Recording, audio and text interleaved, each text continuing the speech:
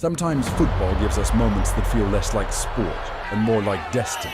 November 29th, 2010. Camp Nou, Barcelona, a night when the world stopped to witness beauty versus power, genius versus defiance. Two managers, two philosophies. Pep Guardiola, the silent architect of tiki-taka perfection. Jose Mourinho, the self-proclaimed special one, the master of disruption. This wasn't just a match, it was a war for football's soul. Just 6 months earlier, Jose Mourinho, then managing Inter Milan, had knocked Pep Guardiola's Barcelona out of the 2010 Champions League semi-finals. Mourinho's infamous parking the bus strategy at the Camp Nou and his celebratory sprint across the pitch after eliminating Barca had burned Pep deeply. Pep Guardiola had never lost to Real Madrid since taking charge of Barcelona in 2008. In 7 consecutive Clásicos, he had won 5 and drawn 2. He had humiliated Madrid before, most notably the 6-2 demolition at the Bernabeu in 2009. But this time, things were different. He wanted revenge. Now Mourinho had arrived at Real Madrid with a single mission: dethrone Barcelona and reclaim Spain. Florentino Perez armed him with weapons. Cristiano Ronaldo, hungry, angry, desperate to dominate Messi. Mesut Özil, the new German magician. Di Maria, lightning-fast winger. Sami Khedira, midfield steel. This was supposed to be the first battle of many in a multi-year war. What followed became one of the most iconic matches in football history. From the first whistle, it was clear this wouldn't be a normal Clásico. Mourinho's Madrid came out pressed, aggressive, intent on disrupting Barcelona's rhythm.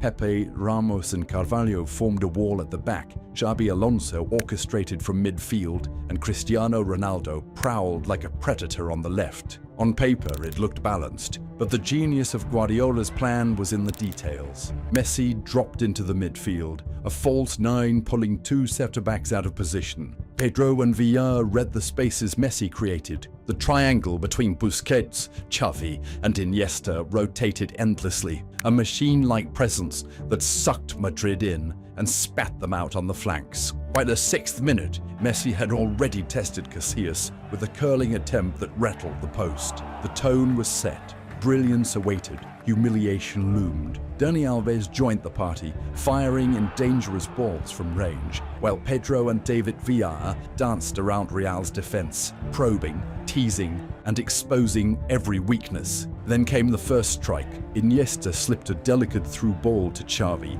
Marcelo misjudged the clearance, and the ball sat perfectly for the little maestro, Xavi. Casillas rushed out, but Xavi, calm as a surgeon, chipped it over him. 1-0. That was it. Barcelona were already in control.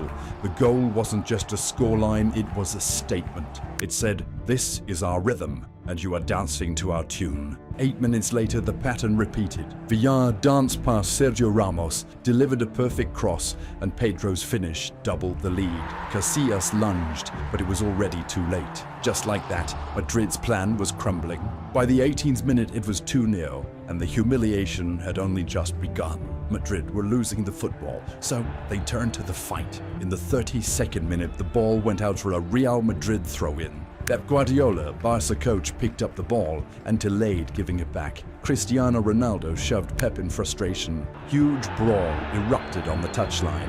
Victor Valdés rushed out of his goal and sprinting 50 meters to confront Ronaldo in defense of his coach. Both Cristiano Ronaldo and Victor Valdés were booked by the referee for unsporting behavior. In the 35th minute, the referee booked David Villar for a clear tactical foul on Khedira, awarding Real Madrid a free kick near the box. Cristiano Ronaldo stepped up, but his shot deflected off the Barca wall and went out for a corner. Just a minute later, Lionel Messi received the ball and launched a counter-attack, but was stopped by Pepe, who was immediately booked by the referee without hesitation. Then in the 42nd minute, Messi snatched the ball from Ramos and charged forward on a counter-attack, only to be met by Pepe, who reacted instantly inside the box, stole the ball, and left Messi helpless. Just 2 minutes later, Lionel Messi seized the ball, danced past Marcelo and Alonso with dazzling skill, only to be brought down by Carvalho, who stood his ground. Rising in frustration, Messi confronted Carvalho. Carvalho unintentionally elbowed him in the face. The stadium erupted in a roar of shock and anger, but Messi's fiery reaction earned him a yellow card from the referee. The first half ended 2-0, with Barcelona in total control. Mourinho's game plan had unraveled. His men, for all their talent, were powerless to stem the flow. As the second half began, Mourinho needed invention, but the magic was already lost. In the 51st minute, Xabi Alonso was shown a yellow card for bringing down Busquets from behind, and tensions on the pitch were beginning to boil over. Then came the moment of genius. In the 55th minute, Messi, demonstrating why he was the undisputed best player on the planet, played a perfectly weighted through ball to Villa. Timing, pace, and execution all converged as Villa sprinted onto the ball and slotted it past Casillas. 3-0. In just over half an hour, the Camp Nou had witnessed a masterclass in positional genius. Real Madrid had no idea what they were doing. They were completely lost, drowning under Barcelona's relentless waves. Then just 2 minutes later, Messi picked up the ball in the middle of the pitch after the referee played the advantage, glided past Carvalho and Khedira as if they weren't even there, and delivered a sublime through ball to Villa. With one cold, clinical touch, Villa slipped it through Casillas' legs and into the net. Camp Nou erupted. Barcelona were unstoppable. 4-0. Madrid tried. They fought, they pressed, they committed fouls, but Barcelona's control was relentless. Every turnover was met with a counterpress so immediate, so suffocating, that Madrid had no room to breathe. Xavi departed to well-deserved applause. Pep Guardiola wasn't finished yet. 6 minutes before the final whistle, with the score already at 4-0, he made one last change. Young Jefren Suarez replaced Pedro, a 22-year-old academy product thrown into El Clasico, into history. The 91st minute, Boyan picked up the ball on the right wing, gliding past a tired Pepe. He looked up once and whipped in a no-curling cross. Jefren, a 22-year-old academy product, came racing in untouched. One perfect connection. The ball flew past Casillas and into the roof of the net. Camp Nou erupted.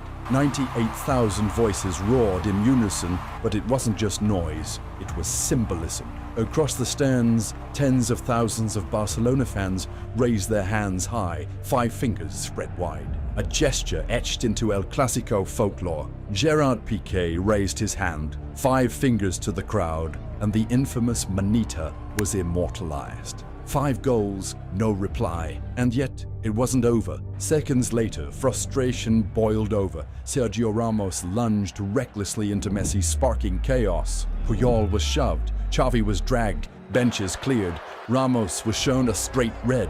But none of that mattered anymore. And when the final whistle blew, destiny was fulfilled, and Pep Guardiola had his revenge. The scoreboard told a story the world would never forget. Barcelona 5, Real Madrid 0. Jose Mourinho stood frozen. The special one had no answers, no miracles, no way back. Is Real Madrid, the team built to dethrone Barcelona, had been dismantled, piece by piece, pass by pass. The reactions afterward were immediate and polarized. Players and pundits alike called it a humiliation, a clinic, a performance for the history books. And in Spain, Manita became a term loaded with cultural weight, a way to describe not just a scoreline, but absolute dominance. And on that night, Camp Nou became a canvas where the history of rivalry was painted in 5 strokes of genius. A 5-0 scoreline doesn't come often, but when it does, it doesn't just reflect dominance on the pitch, it echoes in history.